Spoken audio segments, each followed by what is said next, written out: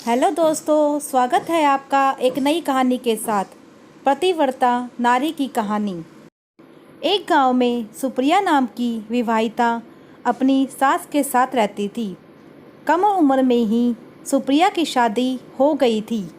शादी के बाद ही सुप्रिया का पति फौजी में भर्ती होने चला गया। सास और बहू में काफ़ी प्रेम था। वे दोनों माँ बेटी की तरह रहती थी। सास घर के काम करती और सुप्रिया बाहर गाय बकरी को चराने और खेती बाड़ी का काम संभालती थी। सुप्रिया अपने पति से बहुत प्रेम करती थी। उसकी याद में सुप्रिया काफ़ी उदास रहती। वही हाल सुप्रिया की सास का भी था।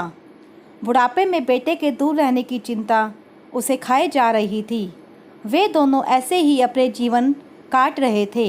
देखते देखते 11-12 साल बीत गए और सुप्रिया का पति ना लौटा, ना उसने अपनी खबर भेजी। सुप्रिया को यकीन था कि उसका पति एक दिन जरूर वापस आएगा।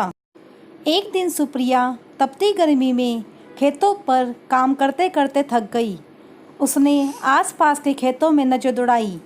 बाकी औरतें घर जा चुकी थी। काम में मगन सुप्रिया को खबर ही नहीं लगी कि सब औरतें कब चली गईं। काम और गर्मी से वो काफ़ी थक चुकी थी। प्यास से उसका गला सूखने लगा।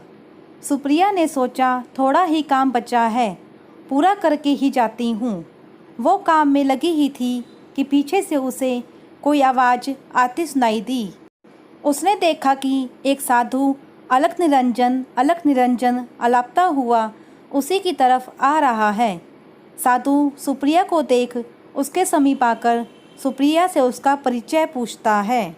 सुप्रिया कहती है, मैं रावतों के ख़ानदान से हूँ और मैं बहुत बड़े सेठ की बेटी हूँ। मैं इस गांव में अपनी सास के साथ रहती हूँ। मेरे ससुर का देहांत हो चुका है।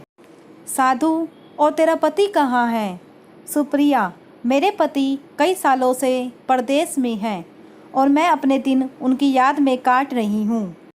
साधु, क्यों उस निर्मोही के बारे में सोचकर दुखी हो रही है, जिसने इतने सालों से तेरी खोज खबर नहीं ली और तू और ना उसे अपनी माँ याद आई। सुप्रिया को साधु की बात पसंद नहीं आई। उसने उसे अनसुना किया और अपना काम करने लगी। साधु ने फिर उसे टोकते हुए कहा, क्यों अपनी अमूल्य जवानी उस निर्मोही के याद में बर्बाद कर रही है। चल छाँव में बैठकर अपना मन हल्का करते हैं।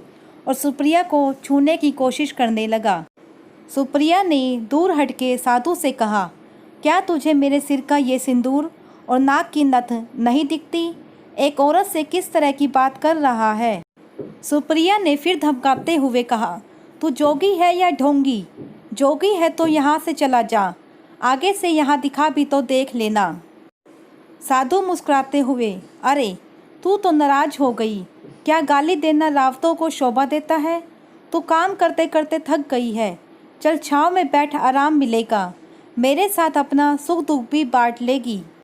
सुप्रिया का पारा चढ़ गया। वो बोली, आपको शर्म नहीं आती? इस तरह की बात करते हुए सुख दुख बांटने का इतना ही मन है तो जा अपनी माँ बहन के साथ बांट। सुप्रिया की बात सुनकर साधु हंसने लगा। सुप्रिया, चुपचाप यहाँ से चला जा। ये देख रहा है ना कुदाली, यही तेरे सिर पे दूंगी। सुप्रिया का गुस्सा देख साधु वहाँ से चला गया। वो उसके गांव पहुँचा। वहाँ सुप्रिया के घर पहुँचकर उसकी सास से भिक्षा मांगने लगा। माता, जोगी को भिक्षा दे, तेरा भला होगा और 11 साल से खोया हुआ तेरा लड़का घर लौट आएगा।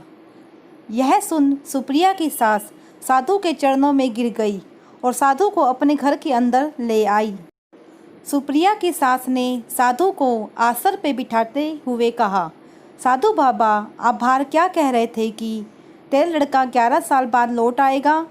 साधु हंसते हुए, पर माँ भूखे पेट भोजन ना होत, सुबह से भूखा हूँ, पहले भोजन फिर और बातें। सुप्रिया की सास, साधु बाबा आप बैठो, मैं जल्दी से भोजन चूल्हे पर चढ़ा देती हूँ। इतने में सुप्रिया भी खेत का काम करके आ गई। अपने आंगन में उसी साधु को बैठा देख सुप्रिया को फिर गुस्सा आ गया। उसे साधु से कहा, अरे कपटी, तू मेरे घर तक पहुंच गया। बहू की आवाज़ सुनकर सास बाहर आई। उसने पूछा, बहू क्या हुआ?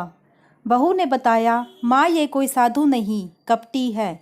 सास ने बहू से कहा कि एक साधु के बारे में ऐसे नहीं बोलते, तू अंदर जा और भोजन परोस, मैं आती हूँ।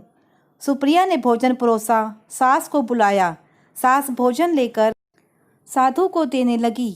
साधु ने देखा कि भोजन पत्तों में परोसा है। साधु बोला, ये क्या है? अब मैं पत्तों में भोजन करूँगा?